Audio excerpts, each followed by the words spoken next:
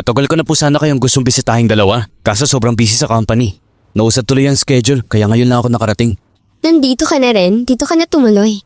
Papakiusapan ko si Ate Chen na ayusin ang kwarto. Salamat, naabala pa kayo.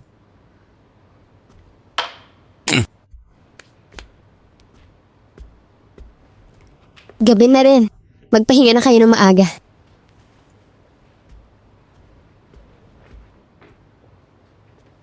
Ano ba talaga trip niya?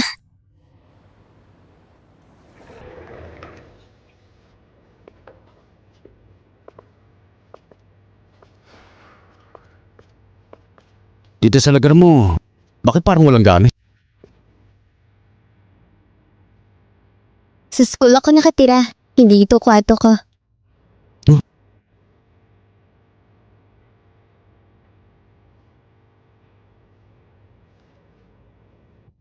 Seryoso, bakit ka ba sumunod dito? Titignan ko lang kung buhay ka pa.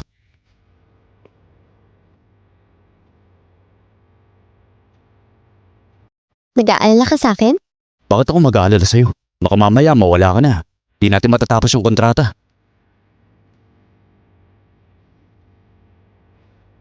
Oh, nakita mo na? Buhay at buo pa ako. Matutulog na ako. Doon ka na sa ibang guest room. Ayoko. Dito ako matutulog ngayong gabi. Yun ang gagawin ko. Ayos sa humiga lang ng bigla? Hoy, teka! Pinayagan ba kitang umalis?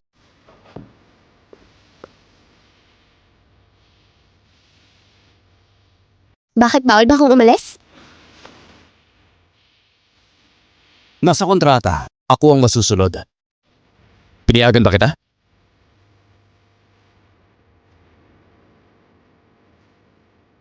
Walang nakasulat sa kailangan kitang katabi matulog, di ba? Pero malinaw sa kontrata, sumunod ka sa gusto ko. Tsaka, di naman kita pinapatabi sa kama ko. Sasay ka. Ako sa kama. Problema? May reklamo? Ano? Kumuha ka ng kumot. Lupit mo ah.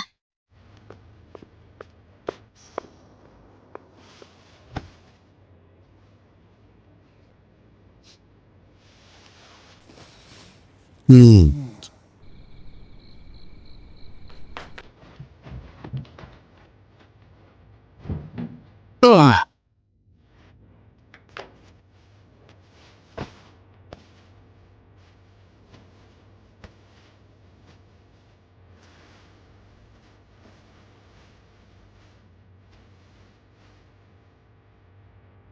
Saan yan? Pagpatawa ka, isang joke naman. Anong trip din ng lalaking to? Kama ko pinadamutan pa ako. Tapos ako pa hindi nagsasalita pag jujokin niya. Saan yan? Saan yan?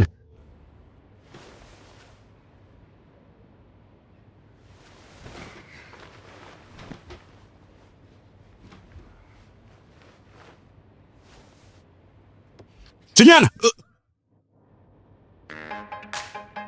Ba't bigla akong umupo?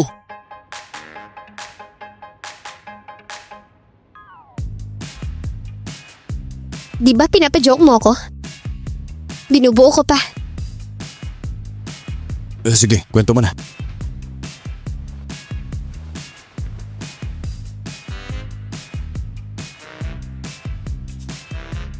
Dad, totoo bang may multo sa mundo? Wala. Ano ka ba? Huwag kang tanga. Pero natatakot pa rin ako. Huwag mo nang isipin. Kapi na. Iabot mo na ang ulo ko. Tapos balik ka na sa kabaong mo. Tulog na. Mas nakakatawa pa ako.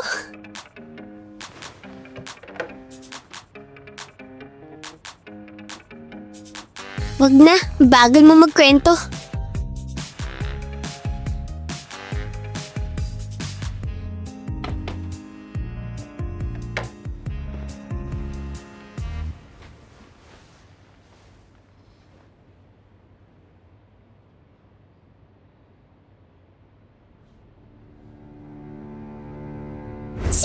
tunay na anak?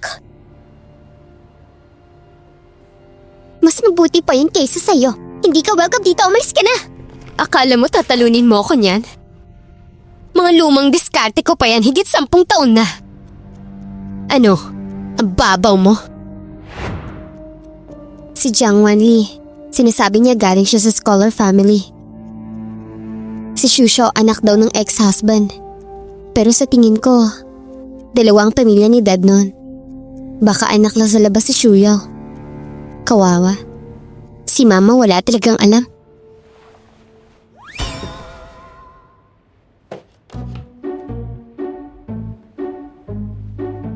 Bakit katabi kita matulog? Bakit bigla ka naman nagkwento ng multo kasi? Ganyan level ghost story na ba yon? Takot ka kasi.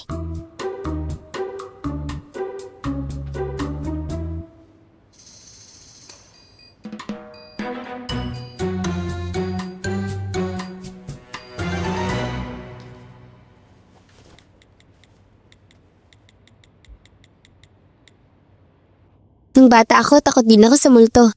Pero nang nawala si Ma'am, naisip ko, kung totoong may multo, mananatili si Mama sa tabi ko para protektahan ako.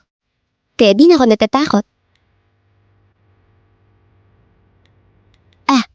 Tuturuan kita ng mental trick. Pag natakot ka ulit, kumanta ka lang nito ng malakas.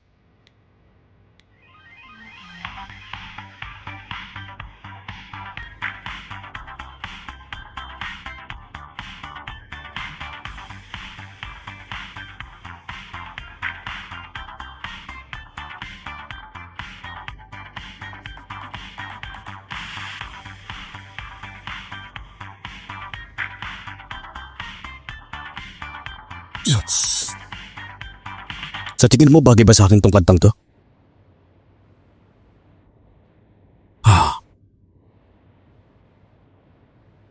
Patulog ka na.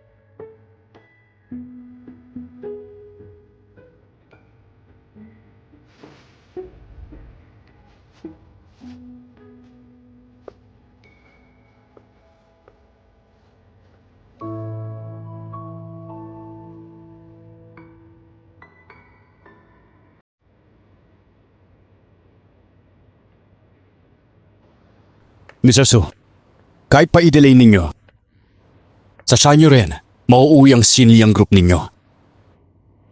Pagdating noon, hindi nito ang presyong iaalok ko ngayon.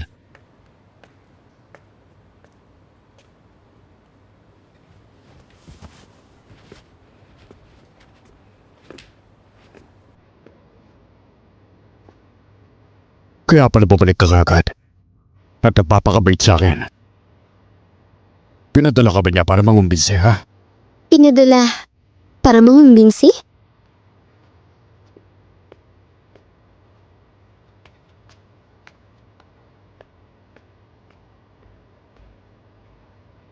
Anong problema?